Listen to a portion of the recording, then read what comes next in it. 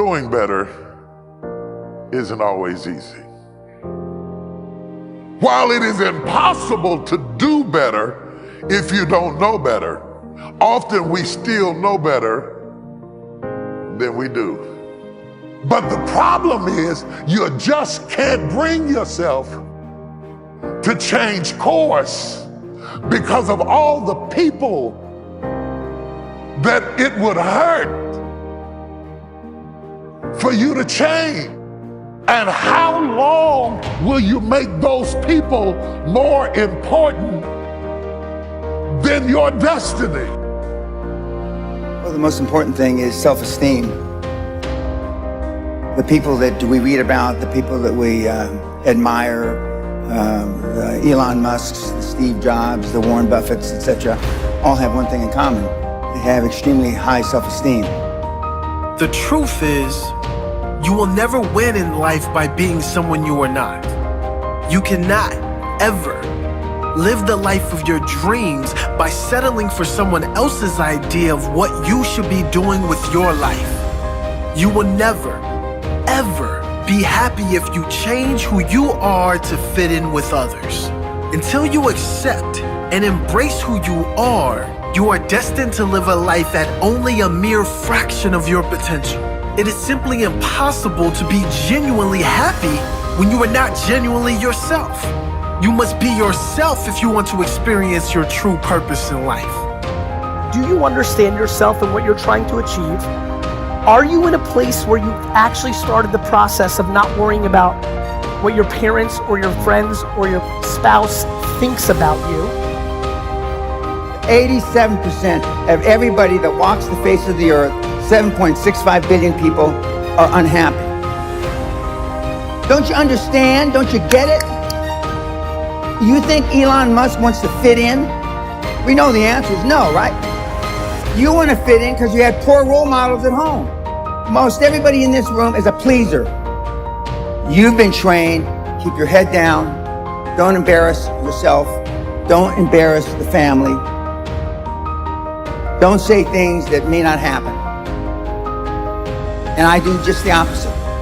I tell you to set goals beyond your lifetime. I tell you to set goals as soon as humanly possible. If you want to change, don't expect your life to stay the same. Expect it to get harder. Expect it to actually get really, really tough. Tougher than you can even imagine right now. And this is where you can move past the boundaries that used to hold you back. Used to hold you by the neck. Now you can move towards the fulfillment that's your future. And this, you see, this is where you can finally feel the satisfaction of your work. This is when you finally get to feel that success. Now is the time for you to step up, stand out, and become the person you need to become. Your future is in your hands, and this is what sets your life up to be worth the potential that you deserve. Your power is and always has been the thing that's going to take you towards the life that you have earned.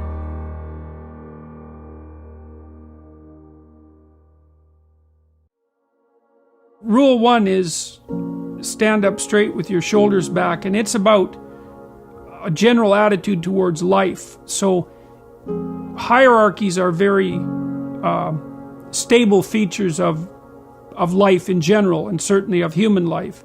And wherever you have any system of values, you have a hierarchy, because a system of values implies that one thing is better than another. If you have a situation where one thing is better than another, then some people are better at doing it than others, and you get a hierarchy. To stand up straight with your shoulders back is a literal injunction, but also a metaphorical injunction, because what you do when you stand up like that is you kind of expose the vulnerable surfaces of your body. It's an act of courage. It's an act of taking on the voluntary responsibility of contending with hierarchical organization and uncertainty. And it's a good physical manifestation of the moral courage that's necessary to live life properly. And it's something that leaders naturally embody. And that's true not only of human beings, by the way, it's also true of animals all the way down the biological chain. So the more successful creatures, let's say, are also those who comport themselves in an upright manner.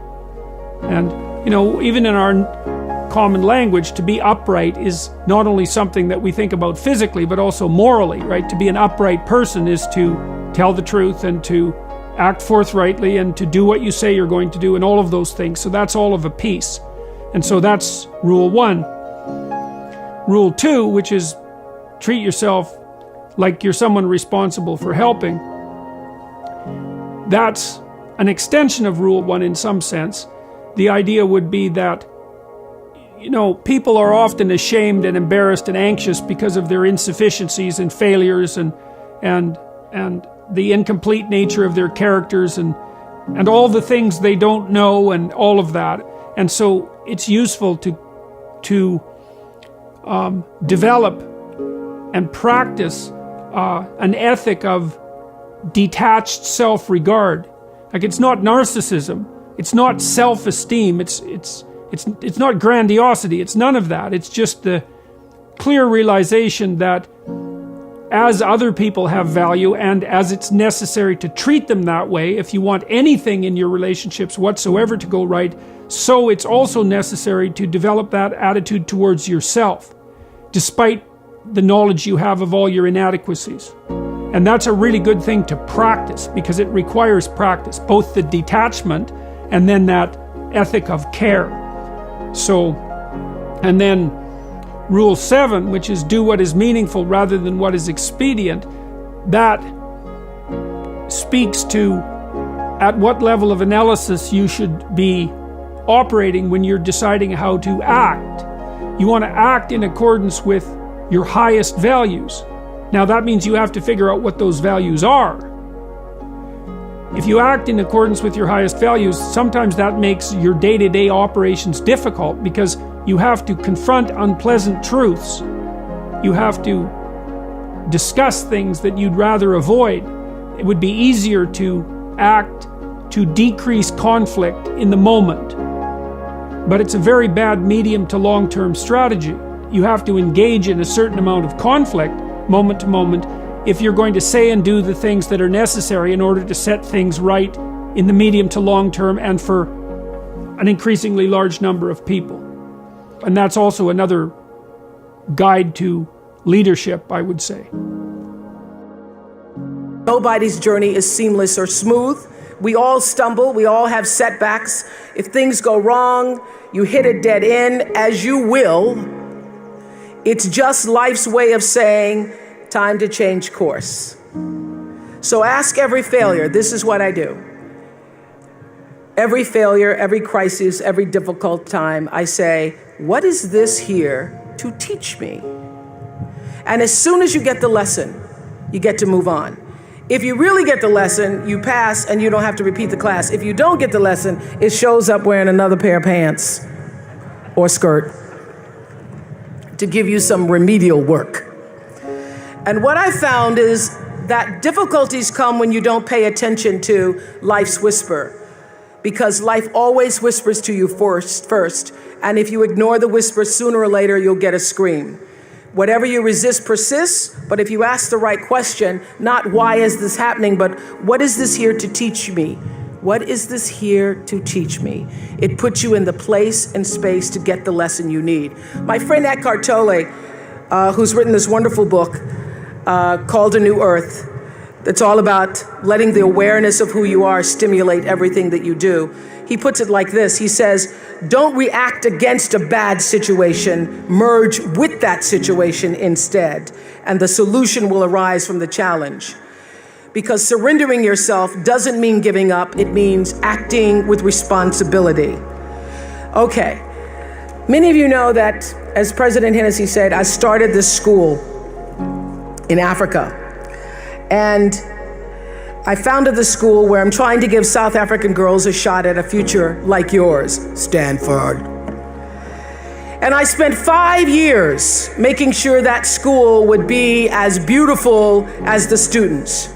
I wanted every girl to feel her worth reflected in her surroundings. So I checked every blueprint, I picked every pillow, I was looking at the grout in between the bricks, I knew every thread count of the sheets, I chose every girl from the villages, from 9 provinces, and yet last fall I was faced with a crisis I'd never anticipated. I was told that one of the dorm matrons was suspected of sexual abuse. Well, that was, as you can imagine, devastating news. First I cried, actually I sobbed for about a half an hour, and then I said, let's get to it.